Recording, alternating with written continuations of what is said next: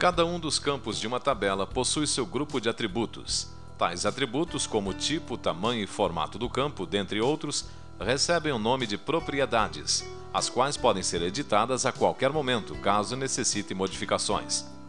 No exemplo, vamos editar as propriedades da tabela Preços, seguindo os procedimentos. Com um clique, selecione a tabela desejada. Clique sobre o botão Estrutura. Como atalho, você pode clicar com o botão auxiliar do mouse sobre o nome da tabela e no menu suspenso sobre o comando Modo Estrutura.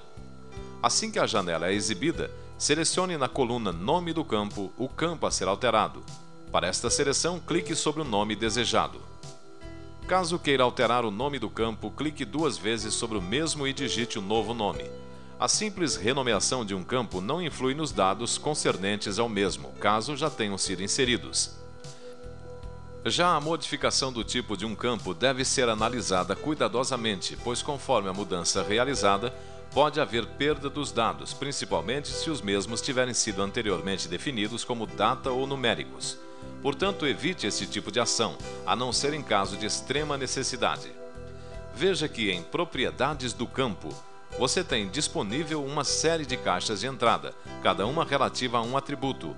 Em Tamanho do campo, por exemplo, define-se a largura total do campo, ou seja, o número de caracteres aceitos na edição do campo. Para o campo, no exemplo, pode-se alterar de 50 para 5 caracteres. Para isso, dê clique duplo sobre o valor atual para selecioná-lo e digite o novo tamanho. A propriedade Formato é aplicada apenas em campos configurados com um dos tipos seguintes: número, data-hora, moeda, autonumeração e lógico. Em Máscara de entrada, podemos configurar a aparência, o formato com que os dados serão inseridos no campo. Para informar a máscara, você pode utilizar layouts pré-definidos ou digitar a mesma diretamente na caixa de entrada.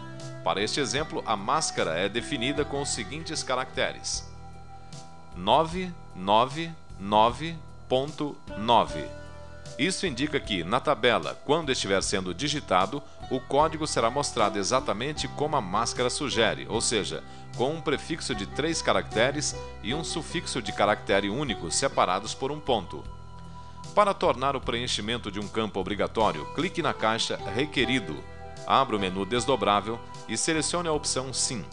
Esta opção é utilizada quando um campo não puder conter valores nulos, ou seja, vazios.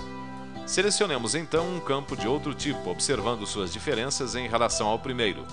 No caso, o campo selecionado é valor unitário, classificado como moeda. Imediatamente, as propriedades do campo são alteradas, ajustando-se de acordo com o tipo do campo selecionado. Em casas decimais, onde se encontra o valor padrão automático, você pode abrir o menu desdobrável e clicar sobre o número desejado. A propriedade Legenda, que pode ser aplicada para quase todos os tipos de campos, refere-se ao rótulo que o campo correspondente terá nos outros objetos do Access, baseado na tabela ativa. Esta propriedade é opcional, já que este rótulo pode ser definido na criação do próprio formulário.